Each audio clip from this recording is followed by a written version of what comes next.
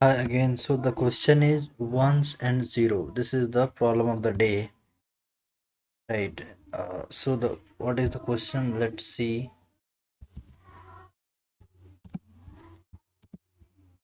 So the question is you are given an array of binary string str and two integer m and n. Return the size of largest subset of str such that are at most m zeros and n ones in the subset, right? So basically what we have to do is we have given an vector of string and we need to find the length of largest vector of this string such that in that vector we would have m zeros and n zeros, like the zeros can be at most 5 and n sorry 1 can be at most n, right? So if we look this example, we can see that we have the choices. Subset means we can have a discontinuous string, right? Like we can take this or we can take this or we can take or not take this, right? Similar. So this is the concept of subset, that we can either take the continuous or either we can take the discontinuous, right? So there is a choice for this, if we will take this or not. For every other string we will have two choice, either we will add this into our answer or we will not add this into our answer, right? So by like this statement we can say that this is problem of dp, right? So we will be using the dp to solve this problem of memoization concept, right? So what is the algorithm? Suppose I will point here I, right? I will keep track of my uh, all the string of the vector, right? This is the track. Okay, now for this I will check if this is able to give our answer or not. What does it mean? It means that I will check the number of zeros and one in this string. So it is 1 and 1. So it is 1 and 1, right? And then I will check that if this ones and 0 is less than or equal to m and n. So if this 1 and 0 is less than or equal to m and n, then either I can take this into our answer or I cannot take it into our answer. Why I cannot take into answer? Because maybe there may be a possible answer that from this point we will have the length of maximum vector of string, right? So that's why if the number of zeros and 1 in this string will be less than equal to m and n, then we can either take this string or we cannot take this string, right?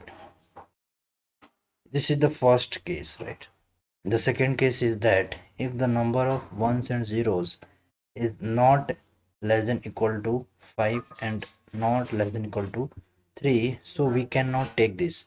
So the first choice will be not for this, means we will have to look for the next string. We cannot take this string, right? So there is a two choice. What is the choice? There is a two choice. Sorry for the handwriting, right? So if condition is true, means number of zeros and one, the string ith string is less than equal to m and n, then what I can do, I can either take or not take. Let's say I take the string and I don't take the string. So if I will take, the length would be 1 plus जो भी what the 1 plus remaining answer, right? So we can type here remaining, and if I will not take, then answer will be for remaining only.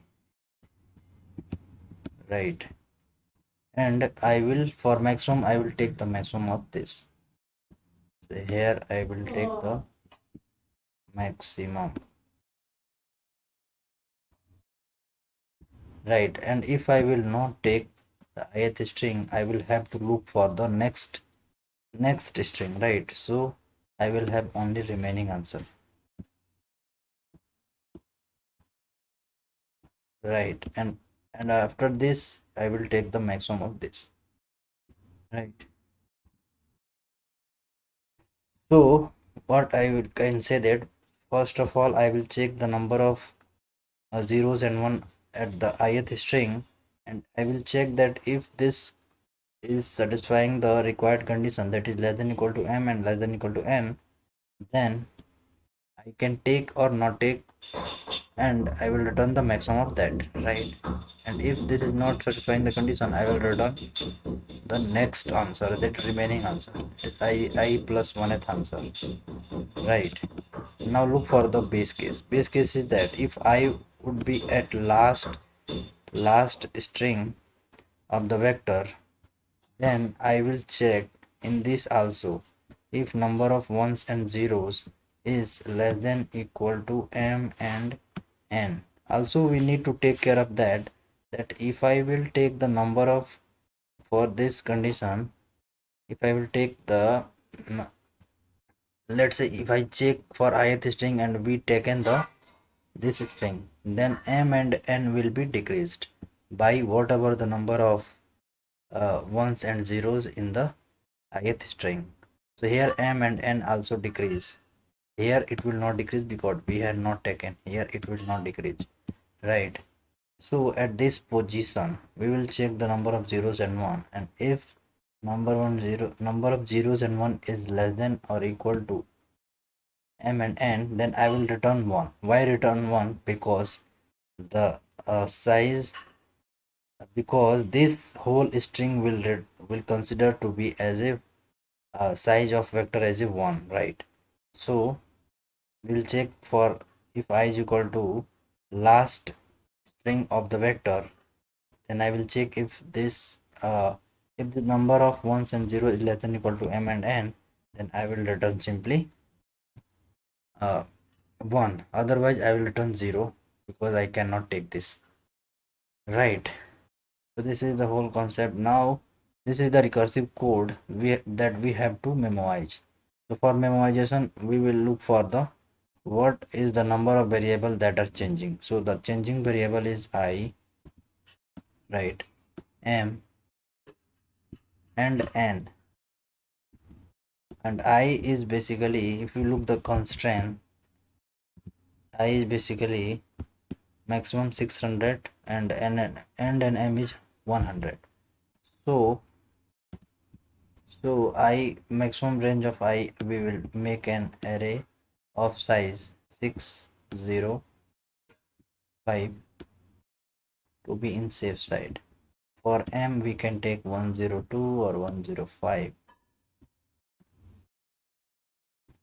102 let's say.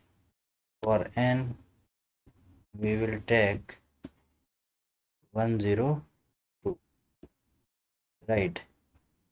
So and we will make a 3D dp, that would be dp of 605,